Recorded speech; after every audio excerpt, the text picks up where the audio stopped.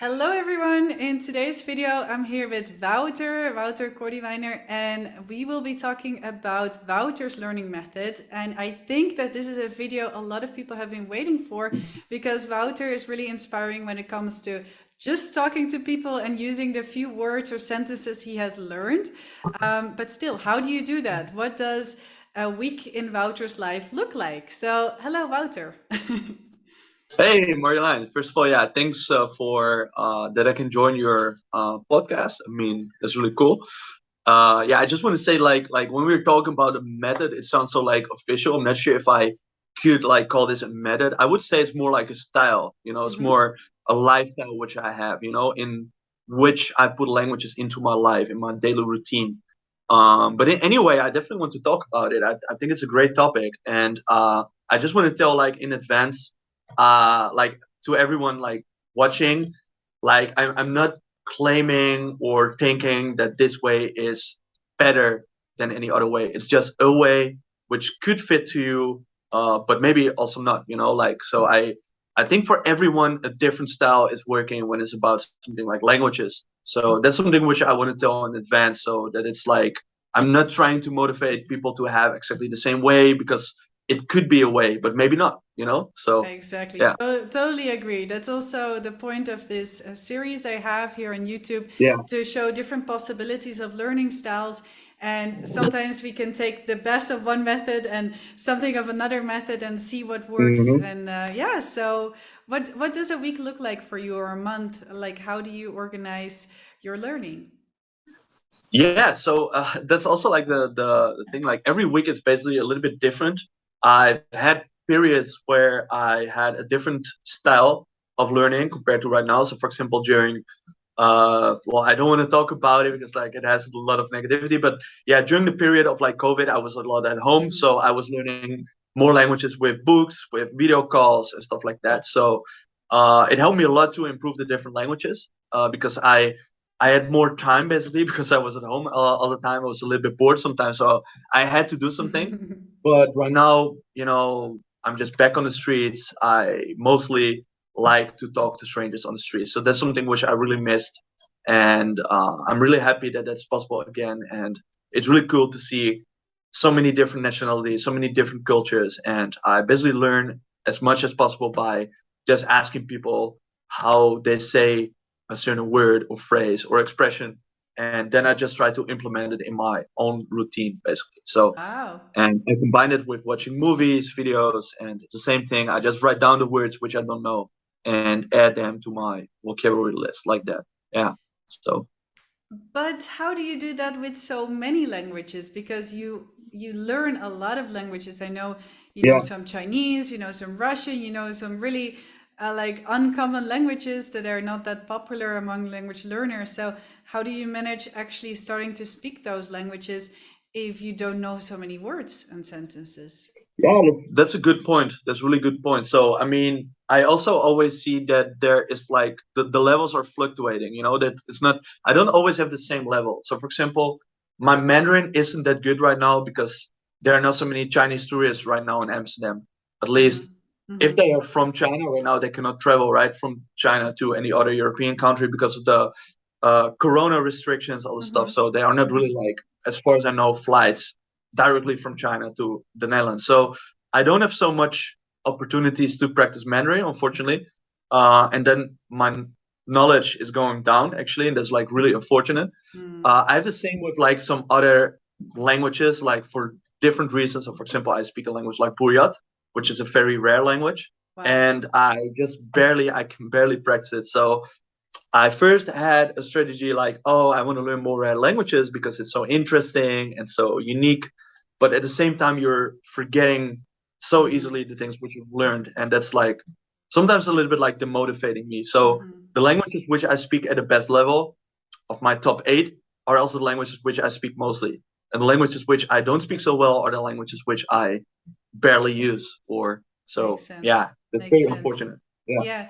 So then where do you get the information from? You mentioned talking to strangers and just asking them like, "Oh, what are some fun words I should know about?" Right?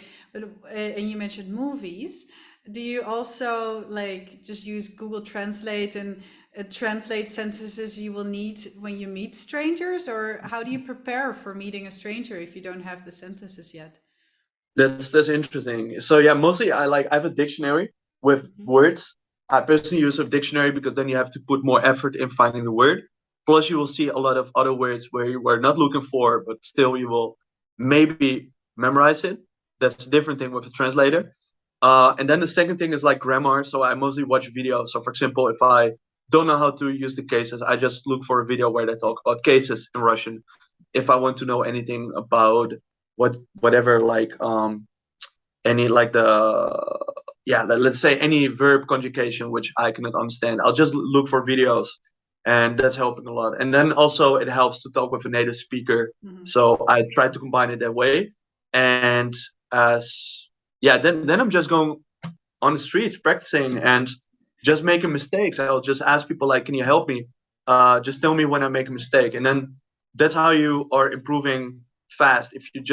If you're not afraid to make mistakes, if you ask people to Yes. help you out, then you will improve easily, I think. So So would you say that um, like your method or your routine is mainly effective because you directly use it, like you directly use the words you've learned with native speakers on the streets? yeah, like I mean, there are different styles. So I mean, some people they use the comprehensive input, which I hear a lot, which I really like as a style. By the way, so I've heard a lot about that. So which means I think it means that you're listening a lot. You're trying Mhm. to get a lot of information. I think it would be a good style for me if I would have more patience. My problem is I don't have any patience. So if Mhm. people like I'm like a kid, right? I just want to go on the streets. I want to talk to people, right? Like that. So it's and that's the reason why I'm just like learning, even when it's a little bit, and then I'll just talk to people on the streets, and I don't care about the mistakes because Mhm. I learn directly from them. And then the next time I know how to say it. So basically, Mhm. even when I am a beginner, I don't care about making mistakes. That's really Mhm. how I improve and develop my knowledge in a Exactly. certain language. Yeah. Exactly. Well, I understand it a little bit now because in one of the videos that's on your channel with Yeah. us talking multiple languages, I started to speak some Chinese, and it was only my second conversation in Chinese. And I was still able to understand more or less what you said because of the context and because of some Hmm. keywords. So, very often we think we're not ready to have a conversation. But my first conversation in Chinese was the same. I just used some basic phrases I'd learned, and then a native speaker actually understood me. And I was like, what? You understood me? So, like, very often we think we won't be understood or we won't understand the other person. But with the keywords, we can actually go quite far, right? Yeah, it's So, like a yeah. puzzle. It's like it's a sort of puzzle, you know. So imagine you have a puzzle, or there are a couple of pieces which you have, and still because of the context, you will know the rest. It's the same with language learning. So even when you're saying a phrase, whatever, and I recognize two words, then I'm still like able to understand maybe some other Mm-hmm. words. Mm-hmm. And because it's a game in my head, I will not forget those words because I have to put so much effort in Yeah. understanding what you said. That's like how I collect Ah, vocabulary, basically. So I call it like magnets, you know. So you know a couple of words, and with those words, you're trying to learn new words. And that perfect. entire process, I think it's interesting, and we shouldn't be afraid of fail because you're never failing. Like Mm-hmm. everything that you're learning during the day, there's like extra, right? That's my attitude when I'm like going on the streets, talking to people, and Amazing. like if you're feeling too much fear, it's also harder to learn, you know. So Mm-hmm. what I sometimes see is that people they really want to be perfect, and I always say perfect doesn't exist. Mm-hmm. So it's an adventure, right?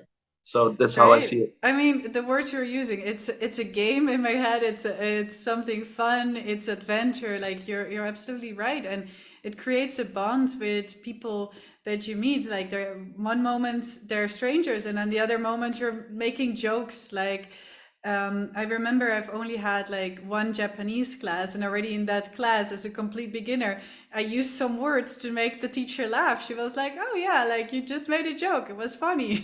So like Yeah. even with very limited vocab, we can make other people smile, and I think that's really cool. So for those that don't know Wouter yet, you should head to his channel and check out some of the videos to get inspired and to be like, "Yes, I can also talk to strangers." Now I have another Aw. question about vocabulary. So you mentioned that you talk to strangers and that's also how the words stick better in your head, but do you also use like flashcards or like notebooks? Like, do you also do some of the traditional things to remember? Well, I always have like I have some like I'm not sure if you call it dummies or notebooks, but I just have like some, yeah, like an empty blanket, like a book with blanket piece of paper. Just there, I just write down the words which I don't know. So when I have like one day of, let's call it vocabulary hunting, so Mm-hmm. hunting for new words, I'll just write them down so I don't forget them. And then Uh-huh. when for example, I chat with someone, right? Then I'll use those words in my phrases. So for example, what I do a lot is like chatting with people, just Mm-hmm. writing them messages, and then I use the words which I've learned during the day, because like if you put them in a new context, you will be able to get them in your head on a more Mm-hmm. natural way, so yeah, it's just like constructing phrases. It's like a game, as I said before, and Mm-hmm. I don't care about making mistakes. And there's also like yeah, some criticism, like Mm-hmm. some people don't like my work, which I think is totally fine because I'm always Mm-hmm. open, like open-minded if people want to give Mm-hmm. me feedback or anything. Mm-hmm. But I think it should also be clear that I don't claim to speak a language fluently, and that is also not my goal. So I speak 29 languages, but all at, like mostly they are basic levels. So maybe Mm-hmm. my English is fluent, my Dutch, maybe my German as well, but all the other ones are more basic, I would say. Yeah. But I don't feel like embarrassed about it, because I think any language which you are learning is like yeah, like it's a nice opportunity. So let's say maybe I speak 6 or 7 languages at a higher level, between intermediate and fluently, but I'm still, I don't care so much. Like even when my level is basic, I think I should. My Mandarin is also basic, for example, but Mm-hmm. I still want to practice it because it's use it or lose it. It's Mm-hmm. simple. Yeah, Yeah. exactly. Great. So, how much time per day do you think you're talking to people, and whether it's via chat or on the streets? How many time per day? Yeah. If we really talk about daily, then it's like a couple of hours. If we also count talking to people, then Yeah. it's really a couple of hours per day. Yeah, Wow. definitely. Yeah. That's so cool. Nice. Well, so you already mentioned at the beginning, it might not be the method for everyone, but I definitely think that what you're saying, just doing some things everyone does, like watching some YouTube videos, but then directly applying it in conversation. I mean, several hours a day is what made you able to speak multiple languages at different levels. So Hmm. it's really cool. Thank you so much. Is there anything else you want to share Um, with people? well, no, like what? Yeah, what I would love to say is that I really enjoyed the conversation which we have in 8 languages, and that's also like an illustration of what I like to do. So, Mhm, you know right now what I'm doing because we had a conversation together, right? So mhm, even when I'm not talking on the streets, I think it's great to talk to other polyglots, to other people who speak certain languages, and it's like it's training. We're training together. mhm, So some people are like doing a sport together, right? They're going to whatever, they're playing football or they're boxing, whatever, and we are training this way, and if we see it more as training and motivating each other and not as a competition. By the way, I know that you don't see it like that way, but sometimes people can be a little bit like competitive in mhm, general. But if we mhm. are helping each other, training together, motivating each other, we can make each other like we can help each other with our development, and For that's a great sure. thing, I think.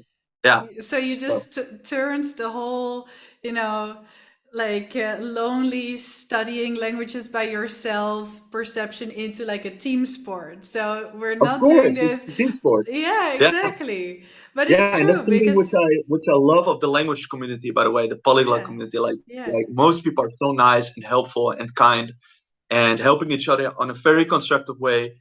And I just want to thank everyone for that. It's really amazing. So it's really cool. Great. Yeah. Great. Yeah, so you can reach out to people on multiple apps. You can just Google online for language exchanges. There's Hello Talk, there's Tandem. Meetup has events probably in your city in multiple languages. I often go to language exchange. You can contact people on Instagram if they see they're learning the same language as you are. There's so many ways. There's the conferences where you can go to. One is called Mhm. Polyglot Conference, Polyglot Gathering. So many things out there. And if not, just as Wouter said, go on the street and talk to people. They'll only find it interesting that you approach them. And so do you have an opening line? Like, how do you approach people? Just like, Oh, hi, wow. where are you from?